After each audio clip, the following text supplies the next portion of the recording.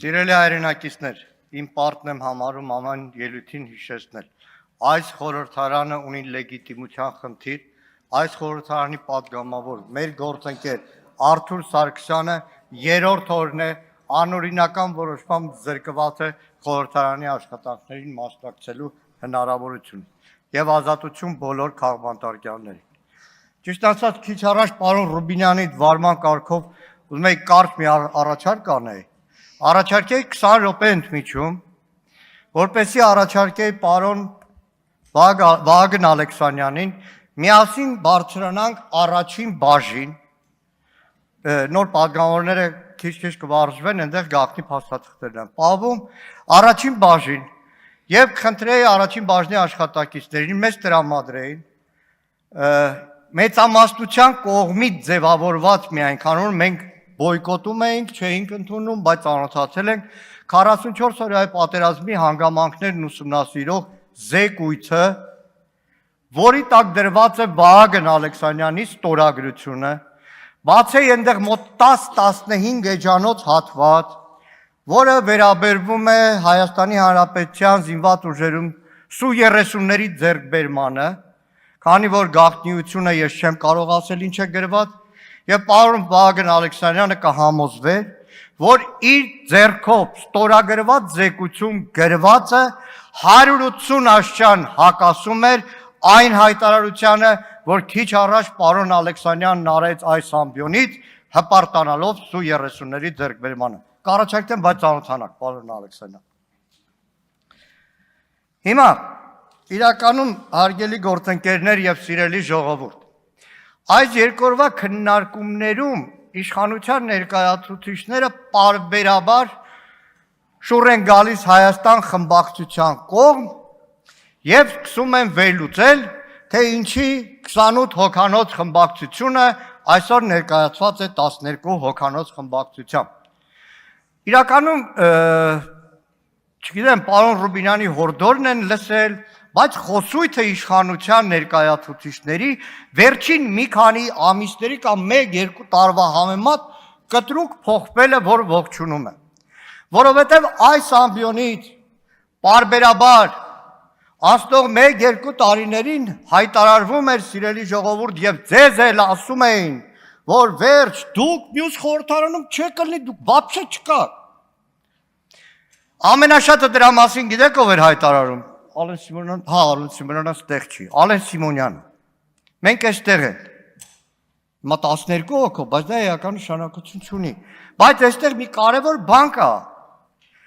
Հաշվարկը սխալ է քաղաքական մեծամասնության,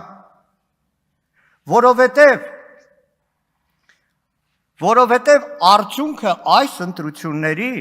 եւ նաեւ անցնող 5 տարիների Հայաստան խմբակցության չարքաշ գործունեության, շատ հաճախ տհաճ, շատ հաճախ մաշեցնող, շատ հաճախ հոգնեցնող, շատ հաճախ ոչ ցանկալի իրավիճակների միջով անցնելով, նաև Հայաստանում ստեղծեց մի իրավիճակ, որ այսօր մեր խորհրդարանում ընդդիմությունը ներկայացված է 46 հոգով։ Ճիշտ եմ ասում, պարոն Վարդան։ 46 եմ ասում,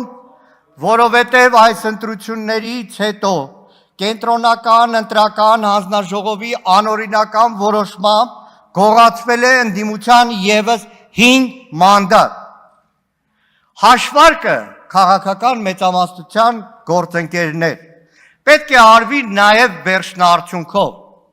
որովհետև 21 թվականին Հայաստան դաշինքը գրեթե եզակի ընդդիմադիր կուսակցություն էր, որ մասնակցում էր ընտրությունների եւ իշխանության դեմ եղած բոլոր մեր հայրենակիցները կամ ոչ ամբողջությամբ, բայց մեծամասնությամբ քվեն տալիս էր Հայաստան դաշինքին։ Եվ դա էր, որ 29-28 հոգանոց ֆրակցիա է։ Այս ընտրություններին մեր հետ մրցապայքարում մեր հարգելի գործընկերներ, ընդդիմադիր գործընկեր կուսակցություններն ակտիվ մասնակցեցին, զորեղ մասնակցեցին եւ այս տարիների արդյունքն է,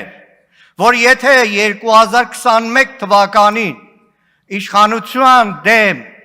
մեր հայրենակիցները տվել էին շուրջ 270,000 դեմ քվե, այս ընտրություններին շուրջ 600,000 մեր հայրենակից քվեարկել է ընդդիմադիր, վառ ընդդիմադիր, այն ուժերին, որի արդյունքում ակնկալել է, որ ԿՊ-ն զրկվելու է իշխանությունից։ Սա է հանրագումարը, սա է արդյունքը,